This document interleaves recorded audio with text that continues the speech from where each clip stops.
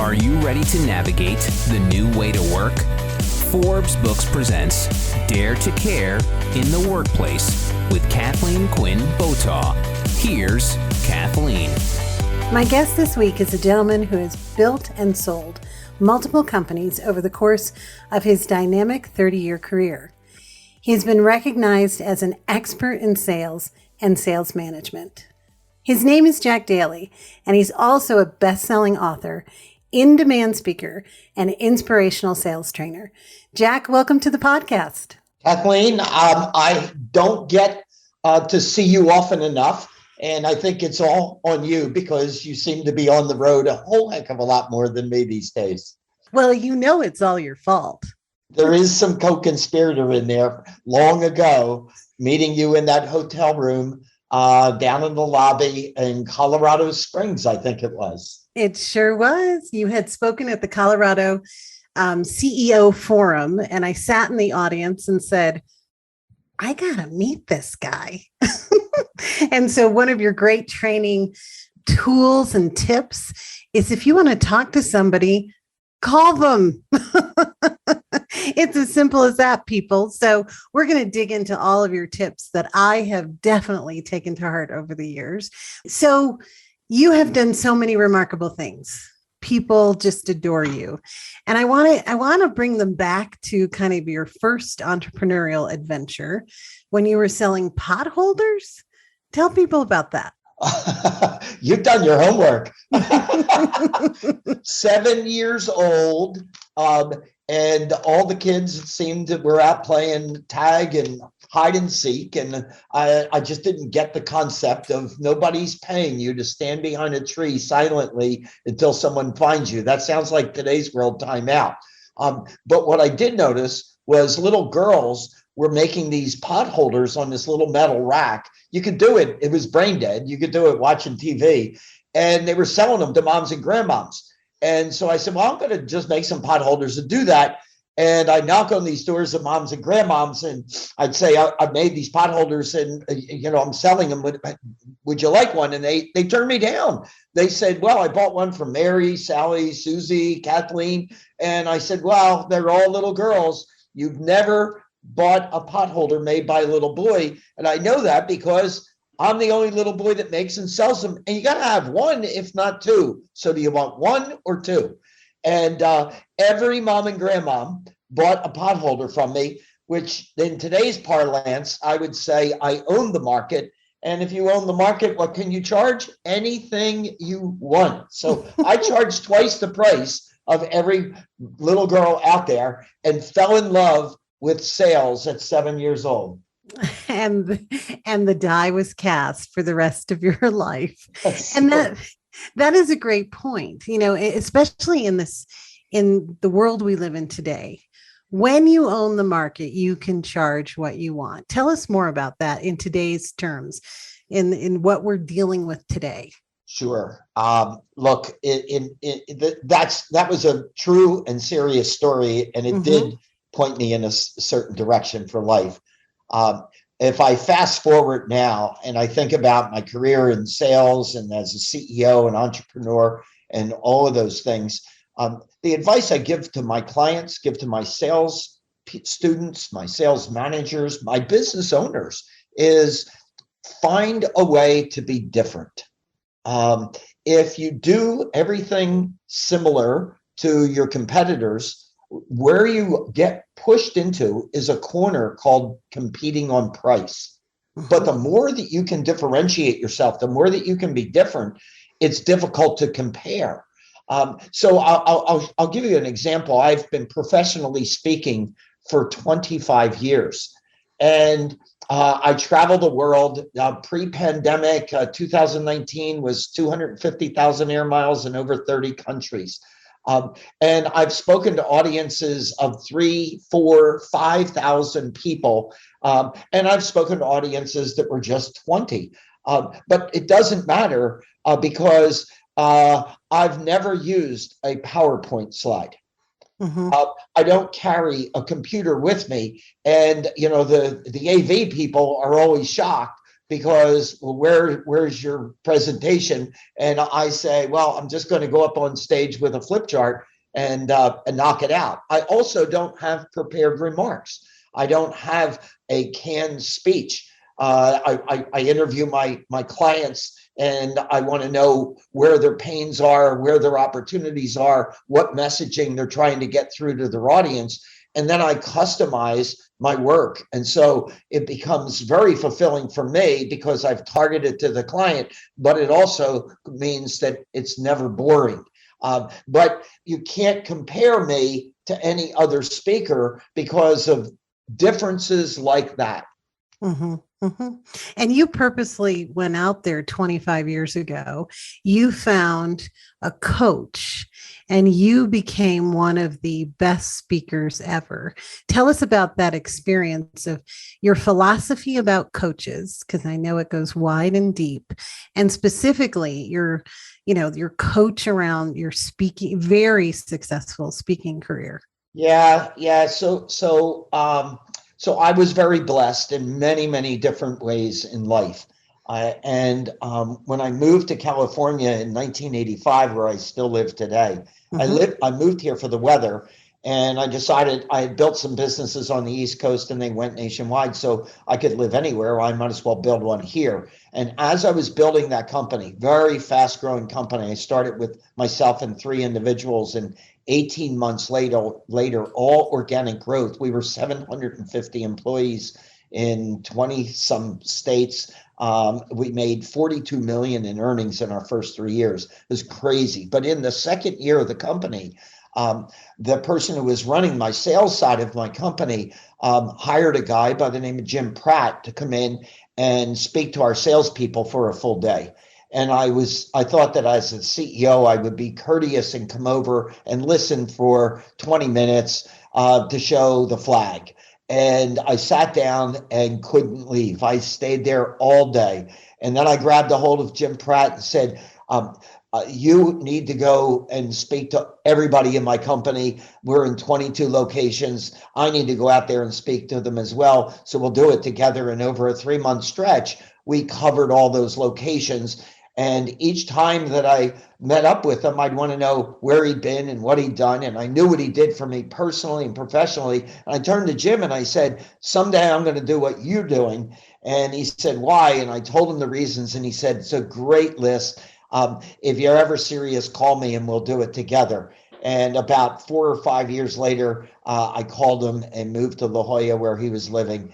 And then just sat at the seat of the master. And Jim was superb and opened up that entire world to me and showed me so many things, not just as a speaker and as a business person, but how to lead an incredible life personally. Which is fabulous. And that's one of the reasons I wanted you on this podcast, is to help people understand how to grab life by the hair and live at large. Your book, Life by Design. Talk to us about that. And everything you've ever done is by design. Yeah. So before I do that, let me just wrap up the coaches. So I am 73 years old, and I have 14 coaches in my life. I have 5 on my personal goals, and each one of those is called a board of director in my life and meets one-on-one with me 4 times a year. So that's 20 one-on-ones on, am I doing what I said I wanted to do with my personal goals? Then I have 3 that are on my business goals, coaching me on my business. And then I have 6 on my triathlon sport. And as you know, I've done several Ironmans. And so I have a swim coach, bike coach, run coach, overall triathlon coach, a strength coach, and a nutritionist coach. 14 coaches giving me the edge, giving me the advantage, because they know more about their specialty than I do, and a whole heck of a lot of people holding me accountable. And I think everybody needs to have someone holding them accountable. We just raise our game. So now let me go over to the Life by Design. Yeah, one second. Yeah. Thank you for keeping me on coaches. I'm all excited to talk to you. But that's a humility. That's such humility and grace. Because, I see many business leaders across our great country, and they think they can go it alone. You're so successful and you have 14 coaches. What advice would you give to these leaders out there that are listening on getting over it and being humble to let people into your life to help you achieve your goals, that accountability partnership you have with your 14 coaches? Yeah, well, you know what, boy, you're opening up a big can here. I've been a voracious reader ever since I was a small little guy. And I remember reading the Hardy Boys, and I couldn't get enough of them. Mine was Nancy Drew. Nancy Drew, right. Okay, of course. And to witness how that stuck with me, last year I read 104 books. Probably 80 to 90% of them were business type books. I'm not running a business anymore. I have a company of one person, me, but I just am thirsty for knowledge. And my wife, Karen, has a $60 million business that she owns and runs, and we share an Audible account. And we're sharing books with one another, and then we hope to read them in a similar time frame so that we can sit down and have a chat about it and call each other out as to whether we're living life in a similar fashion as the books are teaching us to raise our game. This is on health. This is on business, and this is on sport. It's a variety of different mix, but heavily weighted to the business side. When I went to the Grand Canyon and did the rim to rim to rim, which is an unbelievable experience, I sat in awe at the wall. And the wall of the Grand Canyon shows you all of them, millions and millions of years. And I thought about if you lived a 100-year life, and you lived a life of significance, and you tried to find yourself on the wall, it would be near impossible. And so having a bad day or a bad week or a bad month is not my vocabulary, because I couldn't even find 100 years on the wall. I'm a little tiny little speck in the universe. And so to think that I have all the answers, that would be foolish. To think that my answers wouldn't be better if I included other people, particularly subject matter experts and things, that would be foolish. And so I'm the first one to say I've got a very narrow pipe. I've got some things that I think that I excel at, and then I am god awful at most everything else. I am so inept. And, you know that I lost my first wife to cancer, Bonnie. And Karen knew Bonnie. And Karen was just having this conversation with me 2 days ago. And she said, I never realized until I moved in with you 3 years ago how narrow your knowledge is. Bonnie did just about everything for you. I mean, you're incapable of most anything in life. And she's absolutely right. I rely on people in my circle, and I pull on those resources. Why not? Why not? Right? Why not, Jack? Yeah, but you do it with such grace and humility that's not my thing. It's somebody else's thing. We can't all be good at everything. And so the point is everybody needs accountability partners, coaches, whatever you want to call them. And we're better for it when we invite people into our life to help us achieve what we're trying to achieve in business and in life. And there's, you're a happier human. And by the way, God bless Bonnie. She was the best cook ever. God bless her. She made such a great meal for us. And she was a lovely, lovely person and a lovely soul. She will be remembered forever. She's a great partner. By the way, when you talk about accountability partners, what you really want to look for is two ingredients. People who care about you immensely they are really, really caring about you personally. And then the second criteria is that they're strong enough to call you out. And that's the piece that is the big hurdle in my choosing my accountability partners. For example, Bonnie and I met at 16 years old, and we had a 52-year relationship and a 47-year marriage. And all through that process, she raised her hand and said, "How come I'm never invited on the board of directors of your life?" And she never was. And I said, "The reason is because you love me too much."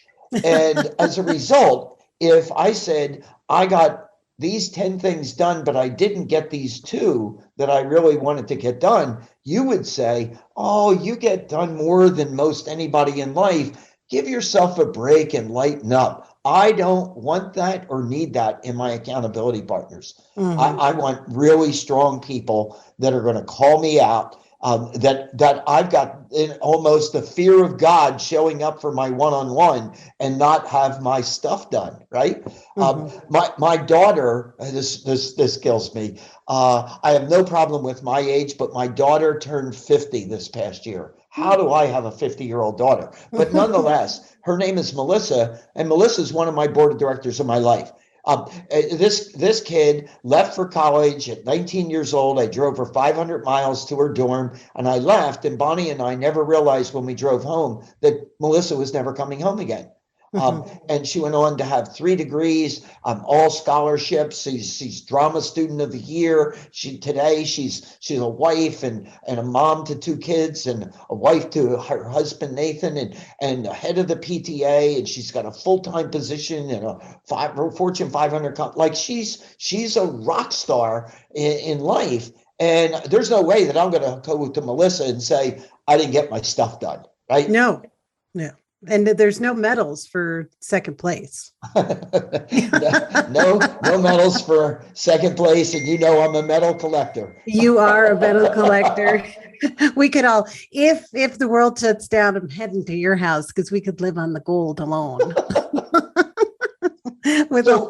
So you mentioned about the book, the Life by Design book. Yes. And it was a joy to write during the pandemic. When I got locked down, I did 2 things. I built a virtual studio in my home because I knew people needed me and needed access. And so, by the way, 3 months after building my virtual studio, I ended up setting a Guinness World Record for the largest audience for a virtual business conference, 21,261 people. So why am I not surprised at that? That was a rush. By the way, my 13 and 10-year-old grandsons, I've done 100 marathons. I've made it into the Team USA and the triathlon sport. And I've got this long list of all these things that I've accomplished. But until I set a Guinness World Record, nothing impressed them. They couldn't wait to go to school and show people that their grandpop was a Guinness World Record holder.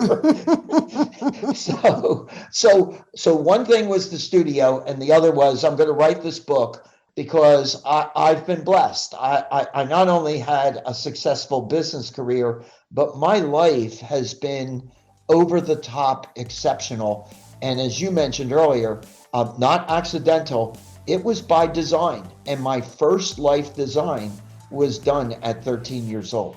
And I think that's the perfect tease for part 2 of my conversation with Jack Daly, when Jack will share how he created his first life design at 13.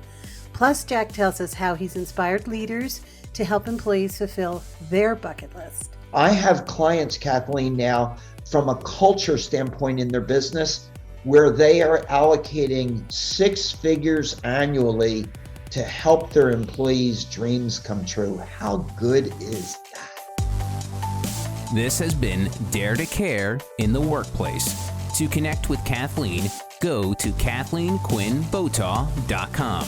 Kathleen's book, Dare to Care, is available wherever books are sold. Dare to Care in the Workplace is a production of Forbes Books.